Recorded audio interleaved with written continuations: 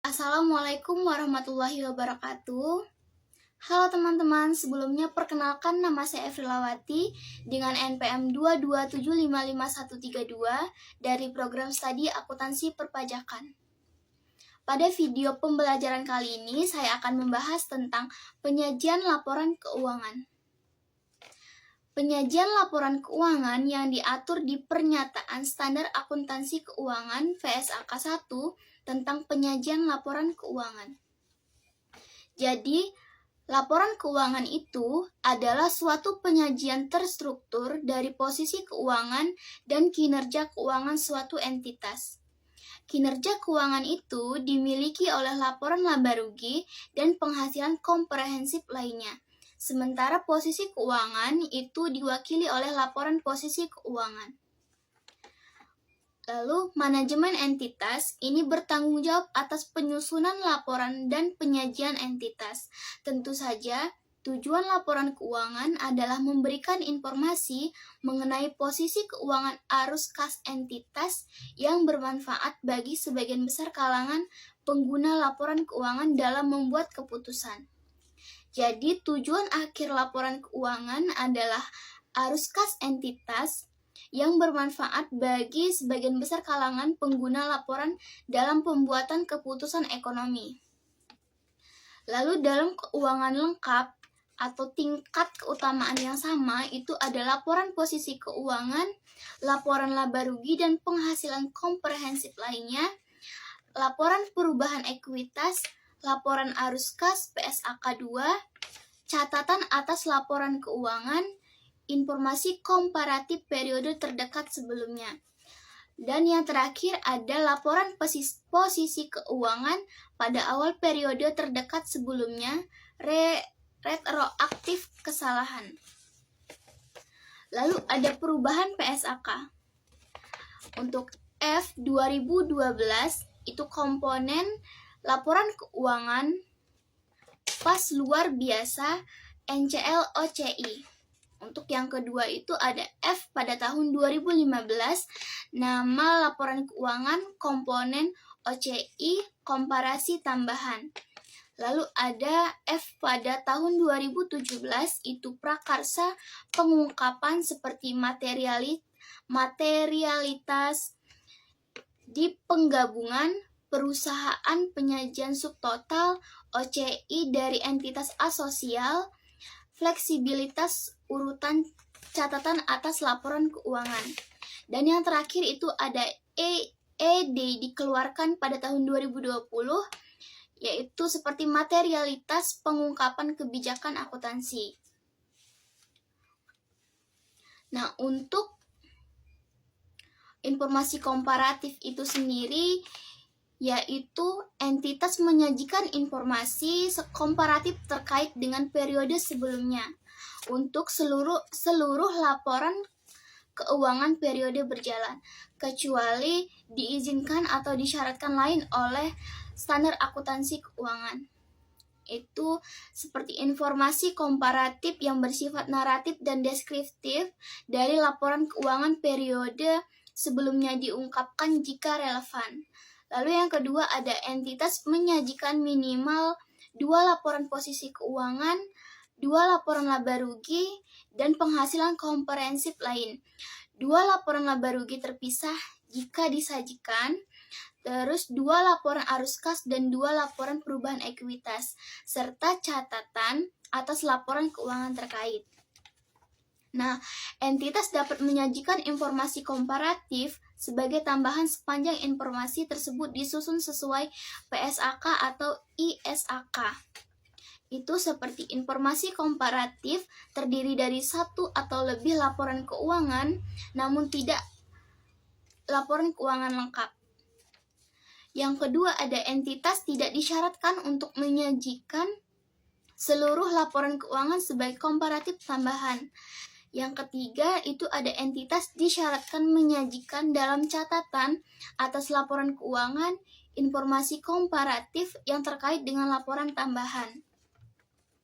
Nah, contohnya itu ada di dalam catatan atas laporan keuangan bahwa entitas yang menyajikan laporan keuangan ini harus mendeklar secara eksklusif tentang standar yang digunakan. Jika dalam laporan keuangan itu ada di catatan atas laporan keuangan pada poin kedua. Nah, kalau pada catatan atas laporan keuangan poin 1 itu tentang poin umum, yang kedua itu ikhtisar kebijakan akuntansi yang material.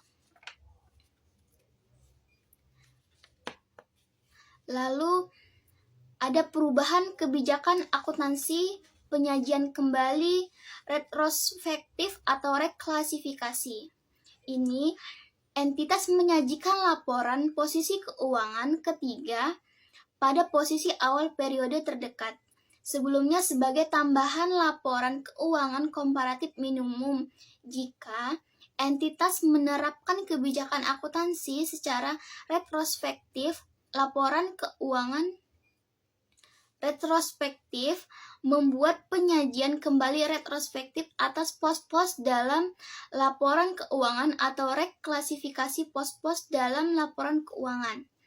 Dan penerapan retrospektif, penyajian kembali retrospektif atau reklasifikasi memiliki dampak material atau informasi dalam laporan posisi keuangan pada awal periode sebelumnya.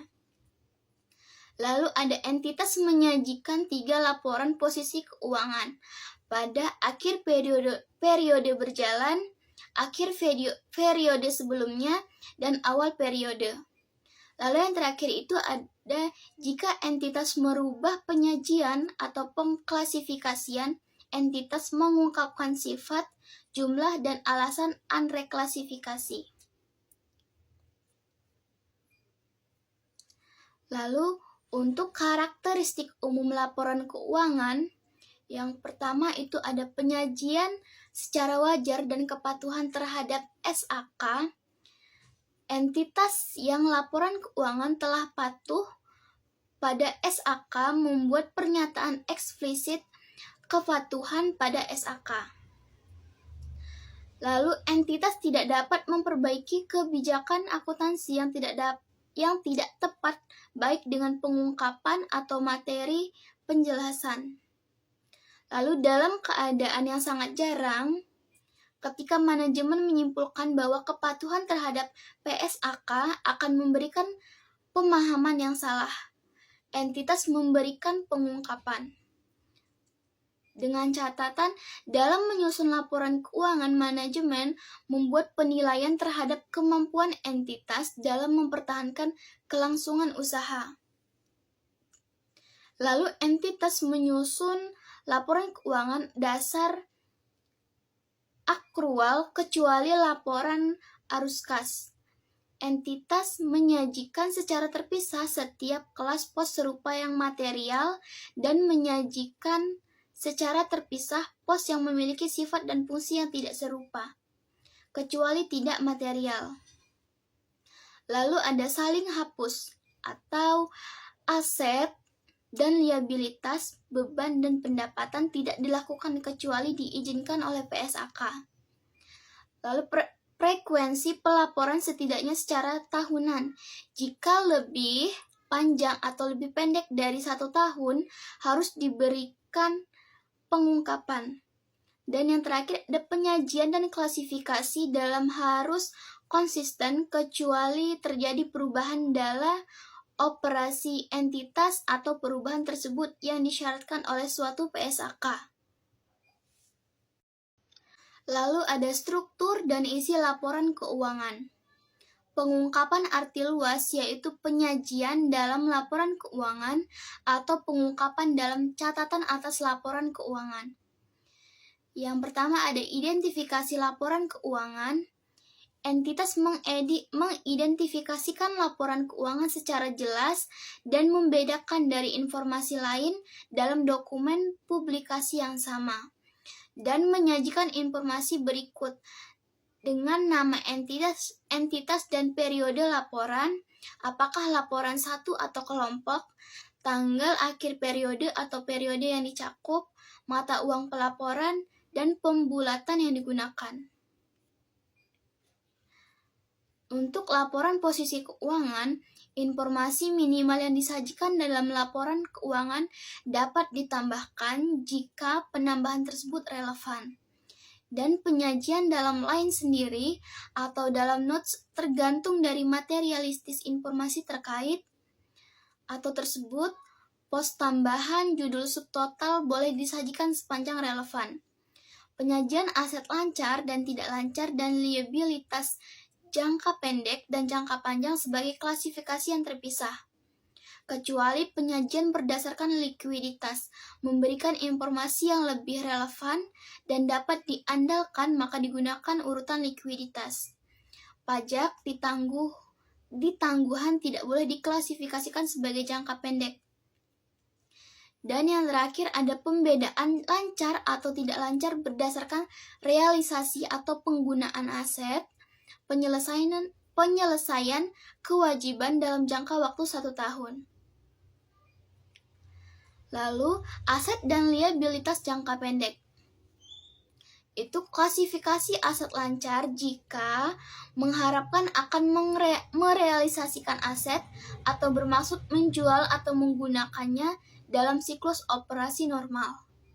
Lalu memiliki aset untuk tujuan diperdagangkan dan mengharapkan akan merealisasi aset dalam jangka waktu 12 bulan setelah pelaporan atau kas atau setara dengan kas PSAK 2 kecuali aset tersebut penggunaannya untuk menyelesaikan liabilitas sekurang-kurangnya 12 bulan setelah periode pelaporan. Entitas mengklasifikasikan aset yang tidak termasuk kategori tersebut sebagai aset tidak lancar. Dan klasifikasi liabilitas pendek jika memperkirakan akan menyelesaikan liabilitas tersebut dalam siklus operasi normalnya, memiliki liabilitas tersebut untuk tujuan diperdagangkan. Liabilitas tersebut jatuh tempo untuk diselesaikan dalam jangka waktu 12 bulan setelah periode pelaporan dan tidak memiliki hak tanpa syarat untuk menunda penyelesaian liabilitas selama sekurang-kurangnya 12 bulan setelah periode pelaporan. Dan yang terakhir ada entitas mengklasifikasi liabilitas yang tidak termasuk kategori tersebut sebagai liabilitas jangka panjang. Dan ada minimum line item, itu ada aset tetap, properti investasi, aset tak berwujud, aset keuangan, tidak termasuk jumlah yang disajikan pada poin E, H, dan I pada laporan keuangan. Dan investasi dengan menggunakan metode ekuitas, aset biologis sesuai PSAK 69, persediaan, piutang dagang dan piutang lain, kas dan setara kas, total aset yang diklasifikasikan sebagai aset yang dimiliki untuk dijual sesuai dengan PSAK 58. Lalu ada utang dagang dan utang lain. Provinsi, liabilitas keuangan, liabilitas dan aset untuk pajak kini sesuai dengan PSAK 46, liabilitas dan yang termasuk dalam kelompok yang dilepaskan dan klasifikasikan sebagai yang dimiliki untuk dijual sesuai dengan PSAK 58. Dan kepentingan non-pengendali disajikan sebagai bagian dari ekuitas. Dan yang terakhir ada modal saham dan cadangan yang dapat didistribusikan kepada pemilik entitas induk.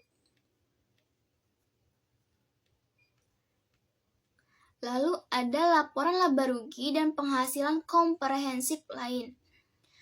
Penghasilan komprehensif lain atau penghasilan komprehensif adalah perubahan aset atau liabilitas yang ekuitas bukan berasal dari transaksi dengan pemilik. Lalu ada penghasilan komprehensif terdiri dari laba rugi, tahun berjalan, dan penghasilan komprehensif lain. Laporan laba rugi komprehensif dapat disajikan dengan dua cara. Yang pertama, suatu laporan. Bagian pertama laporan laba rugi dan dilanjutkan bagian kedua penghasilan komprehensif lain. Yang kedua ada dua laporan. laporan laba rugi dan laporan penghasilan komprehensif yang dimulai dari laba rugi tahun berjalan. Kemudian ada laba periode berjalan dan laba komprehensif dialokasikan untuk pemegang saham, pengendali, dan non-pengendali. Klasifikasi beban berdasarkan fungsi dan sifat. Jika disajikan berdasarkan fungsi, diharuskan pengungkapan berdasarkan sifat. Lalu ada penyajian pos luar biasa atau extraordinary item tidak diperkenankan lagi. Lalu yang terakhir ada minimum line item untuk komponen laporan laba rugi komprehensif untuk memberikan informasi kepada pengguna pendapatan, beban keuangan, dan pajak. Lalu yang terakhir ada penghasilan komprehensif lain. Yang penghasilan komprehensif lain ini berisi pos-pos penghasilan dan beban termasuk penyesuaian klasifikasi yang tidak diakui dalam laba rugi sebagaimana disyaratkan atau diizinkan oleh SAK. Lalu ada penghasilan komprehensif lain disajikan berdasarkan kelompok. Yang pertama tidak akan direklasifikasikan sebagai lebih lanjut ke laba rugi. Lalu ada akan direklasifikasi lebih lanjut ke laba rugi ketika kondisi tertentu terpenuhi. Dan yang terakhir ada bagian penghasilan komprehensif dari asosiasi diklasifikasikan berdasarkan yang akan direklasifikasi ke laporan laba rugi atau tidak direklasifikasi tergantung jenis penghasilan komprehensif lainnya. Sekian video pembelajaran kali ini. Saya akhiri, wabillahi taufiq wal hidayah. Wassalamualaikum warahmatullahi wabarakatuh.